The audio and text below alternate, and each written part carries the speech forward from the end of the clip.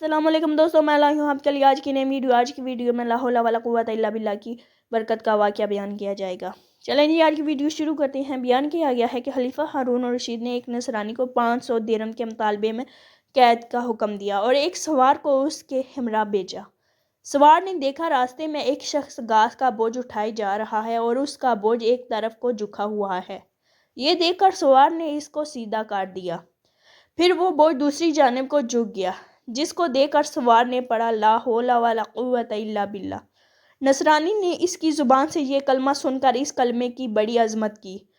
یہ دیکھ کر سوار نے اس نصرانی سے کہا کہ جب تم اس کلمے کی اس قدر عظمت کرتے ہو اور اس کو اتنا بابرکت سمجھتے ہو تو اللہ تعالیٰ پر ایمان کیوں نہیں لاتے، جس کے نام کی عظمت سے اس کلمے کو یہ برکت حاصل ہوئی ہے۔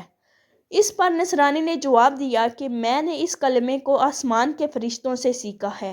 یہ سن کر سوار کو بہت تعجب ہوا اور سوار نے خلیفہ کی خدمت میں حاضر ہو کر تمام واقعات بیان کیا۔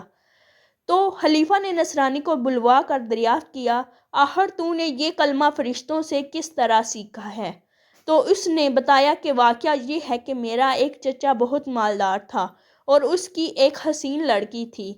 میں نے اس چچا زاد بہن کے لیے اپنے نکاح کا پیغام دیا، جس کو میرے چچا نے منظور نہ کیا اور اس کا نکاح دوسری جگہ کر دیا۔ چنانچہ شب زواف میں اس کے شوہر کا انتقال ہو گیا۔ میں نے پھر اس سے نکاح کی درخواست کی، مگر اس نے اب بھی درخواست اس کا وہ شوہر بھی اسی طرح شب زواف میں بیوی کے پاس گیا تو مردہ پایا گیا۔ پھر تیسرے شخص سے اس کا نکاح ہوا اور اس کے ساتھ بھی یہی واقعہ پیش آیا۔ اس کے بعد چوتھی مرتبہ میں نے پھر اپنے عقد کا پیغام دیا تو مجبوراً چچا نے اس لڑکی کا عقد مجھ سے کر دیا، کیونکہ متواتر ان حادثات کے بعد کوئی دوسرا اس لڑکی سے عقد کرنے کو تیار نہ تھا۔ آخر میں نے دیکھا کہ خلوت کے وقت شیطان ایک کوہ گراں کی شکل میں ظاہر ہوا اور اس نے زور سے ایک چیخ مار کر کہا، تو کہاں آیا ہے؟ میں نے جواب دیا کہ میں اپنی بیوی کے پاس آیا ہوں۔ تو وہ شیطان کہنے لگا، تجھے معلوم نہیں میں نے اس کے پہلے شوہروں کے ساتھ کیا معاملہ کیا؟ میں نے جواب دیا، مجھے معلوم ہے۔ یہ سن کر وہ شیطان کہنے لگا، اگر تو اس بات پر راضی ہو کہ یہ عورت رات کو میرے لیے ہو اور دن کو تیرے لیے تو بہتر ہے، ورنہ میں تجھ سے بھی مار ڈالوں گا۔ میں نے اس کی بات کو منظور کر لیا اور اسی طرح ایک مدت گزر گئی۔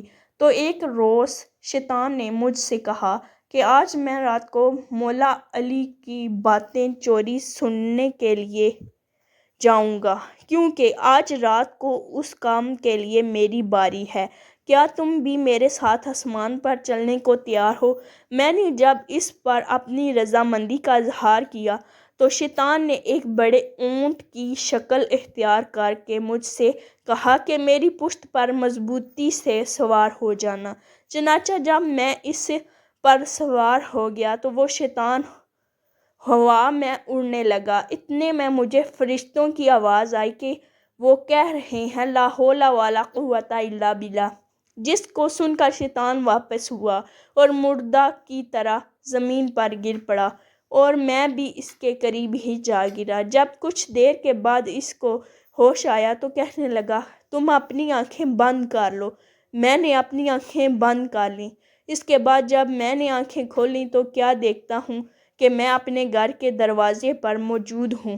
پھر جب میں اپنی بیوی کے پاس خلوت میں گیا تو میں نے اس سے کہا، اس مکان میں جہاں کوئی بھی سوراخ ہے اس کو بند کر دو، ساری کھڑکیاں بند کر دو۔ اس نے ایسا ہی کیا۔ چنانچہ جب رات کو شیطان گھر میں داخل ہوا تو میں نے دروازہ بند کر دیا اور باہر سے دروازے کی طرف منہ کر کے پڑھنا شروع کیا، لا حول ولا قوت الا باللہ، جو میں نے فرشتوں سے سن کر یاد کر لیا تھا۔ اتنے میں نے ایک سخت آواز سنی، پھر دوسری آواز اور تیسری مرتبہ یہی کلمات پڑھے۔